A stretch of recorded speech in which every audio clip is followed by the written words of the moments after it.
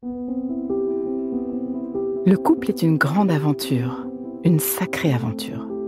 Tous connaissons des joies et des peines au sein de nos couples, et tous avons besoin d'éclairage. Et il n'y a pas d'école pour cela. Alors, bienvenue dans ce podcast de l'intelligence amoureuse. Je suis Florentine Dolnoy-Wang et je vais vous donner la main le long de la voie du couple, cet univers passionnant, complexe et unique en son genre, qui nous envoie dans le meilleur comme dans le pire.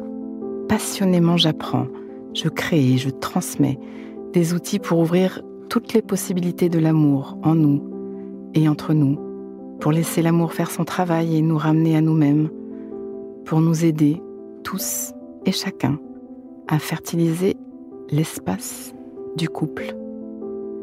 À chaque épisode, je répondrai à une question. Viens me la poser sur Instagram, l'espace du couple. À nos amours. Aujourd'hui, je vais vous parler de Martine. Martine m'a contactée pour venir faire un stage en couple.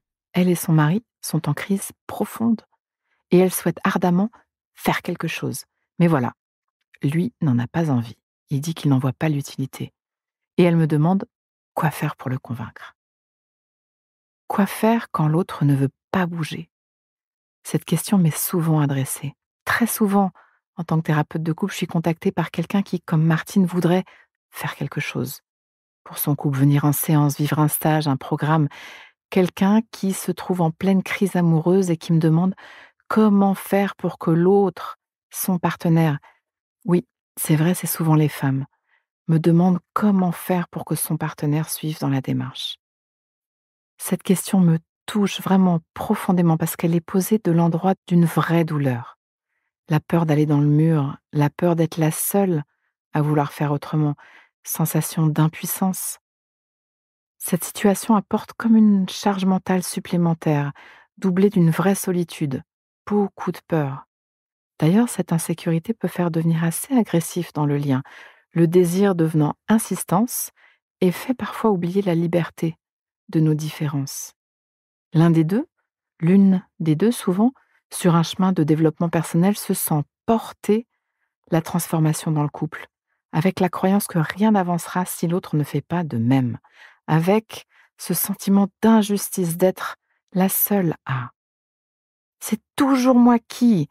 Ce cri, il est poussé dans l'endroit d'une sensation d'injustice qui remonte à bien loin, souvent bien avant la relation. Notre biographie vit dans chacun de nos pas. La seule parade à ce cri est de regarder le bon et c'est toujours toi qui. Oh merci, c'est vrai, c'est toujours aussi toi qui. Chacun son registre, chacun sa part. Cicatriser le creux par du plein, ne pas regarder du côté du déficit, mais du côté de l'abondance.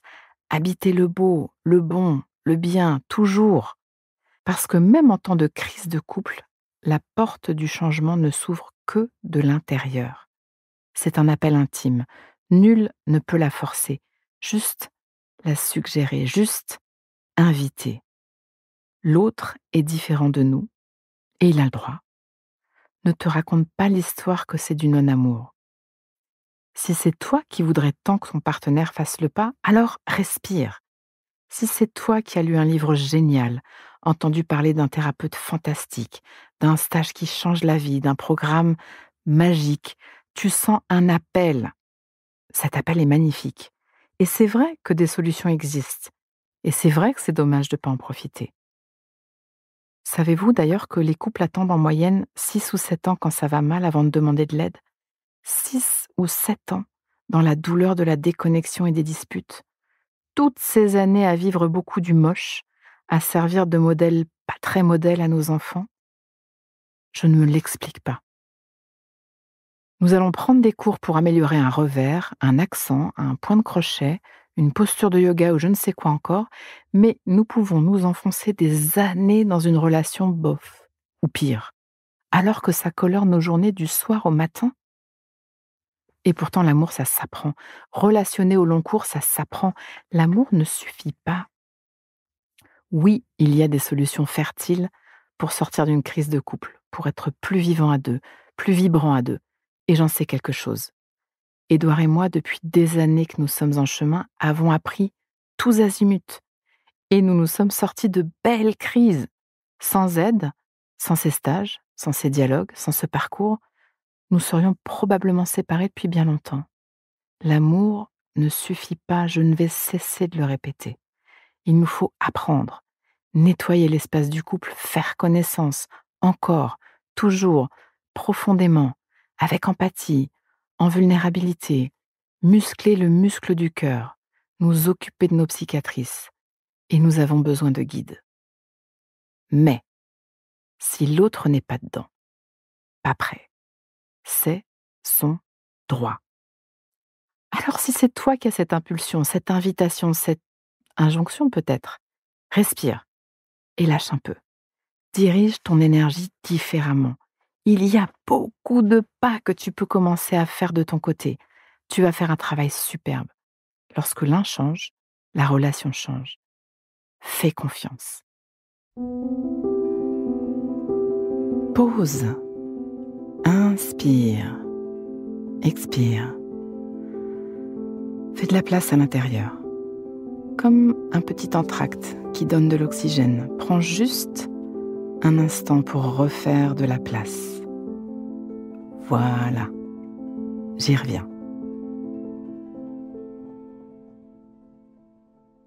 Tu peux transformer ton couple parce que tout ce que tu mets dans la relation ou tout ce que tu ne mets pas dans la relation a un impact, pour le meilleur et pour le pire. Rayonne de ton chemin intérieur. Tu vas éclabousser ton couple de ta nouvelle lumière. C'est toujours toi qui ? Et alors, commence par enlever le toujours et habite pleinement le c'est moi qui. Magnifique. Tu vas voir l'autre, ton partenaire, se détendre que tu te détendes. Il va pouvoir, en commençant à danser cette nouvelle danse avec toi, se transformer en douceur pour se retrouver, pour te retrouver, pour retrouver toutes ses capacités au lien. L'amour nous ramène doucement à nous-mêmes quand nous suivons son flot. Il est plus fertile d'embarquer l'autre dans le joyeux cadeau de tes transformations profondes qu'en habitant le langage du reproche. Sortir de la lutte de pouvoir, c'est arrêter de compter et avancer. Chacun fait sa part et elle est différente. Et selon les mouvements de vie, les équilibres changent. Si tu tires, tu pousses, tu blâmes et tu te plains, cette énergie de transformation peut se retourner contre vous. Il est beau ton désir de bouger, il est beau ton désir de faire évoluer, de faire avancer, d'aimer mieux, de relationner mieux. Ne te laisse pas te transformer ni en victime, ni en bourreau, ni en sauveur. Fais sortir la drama queen de l'histoire et garde cette précieuse énergie dans la lumière. Et si c'est toi qui es sur les freins, qui voit pas la nécessité de bouger, qui est retenu par la pudeur peut-être, qui doute sur l'efficacité des propositions, peut-être que tu penses que la relation c'est ainsi, peut-être que tu es résigné, peut-être que tu es terrifié aussi, secrètement, peut-être que tu n'as pas confiance, peut-être que tu n'as pas appris à faire confiance et que tu as tes raisons. Peut-être que tu peux juste commencer par honorer ton ou ta partenaire de vouloir du mieux. Peut-être que tu peux regarder comme c'est de l'amour de vouloir ce mieux. Peut-être que tu peux faire tes petits pas à toi. Lire, écouter une conférence, un podcast, regarder une vidéo, ouvrir un moment de parole en couple ou parler avec un ami. Peut-être que tu peux inventer une nouvelle façon de réagir, plus douce. Peut-être que tu peux réveiller ta bienveillance. Peut-être que tu peux sortir de ton silence, même juste un peu. Chacun sa façon. Sache que dans mon livre d'or, ceux qui laissent les témoignages les plus touchants sont souvent ceux qui étaient arrivés vraiment sur les freins. On ne sait pas ce qu'on ne sait pas. Une révolution de l'amour est toujours possible. Je sais combien d'entre vous ont eu des injonctions enfants de se débrouiller tout seul, d'assurer, de ne pas se tromper ou de jamais demander d'aide. Et ça fait des petites prisons. Je sais comme toi aussi tu rêves en secret de douceur, de connexion. Je suis pas dupe. Quand tu t'es mis en couple, ton cœur, toi aussi, portait ce rêve et ces possibilités d'un amour vivant. Alors juste dis-le à ta partenaire, dis-le à ton partenaire. Tu vas tellement adoucir la situation. Chacun sa part, chacun ses possibilités, chacun ses envies. Et être différent n'est pas de l'incompatibilité. Et puis ça serait quand même un comble de se mettre en guerre pour faire une démarche de mieux à deux. Pas de baguette magique donc Martine et toutes les autres et tous les autres. Juste développer de l'intelligence amoureuse. Juste se mettre dans les pompes de l'autre et choisir de s'occuper de la situation en agitant sa lumière. On va le changer, ce monde, à nos amours. Pause. Donnons-nous le temps, quelques instants, pour intégrer. Prends le temps d'une respiration. Inspire. Expire. Et sens. Branche-toi sur ce que tu vis à m'avoir écouté. Tu vas terminer cette phrase. Une chose que je comprends pour ma vie amoureuse, présente ou passée, c'est: et ce qui me touche le plus là-dedans, c'est: décompte et laisse-toi récolter ce qui vient. Tu peux aussi noter une phrase, un mot, une image, une idée qui te viendrait là, maintenant à l'esprit, pour l'ancrer, pour plus d'intelligence amoureuse. Le cœur est un muscle qui se muscle. Ce podcast est écrit et exprimé par Florentine Denoy-Wang, produit par les podcasteurs et mis en musique par Laurent Aknin. Si vous voulez soutenir notre programme, abonnez-vous, mettez des étoiles ou des cœurs, partagez autour de vous et rejoignez-moi sur la page Instagram L'espace du couple. À vos amours.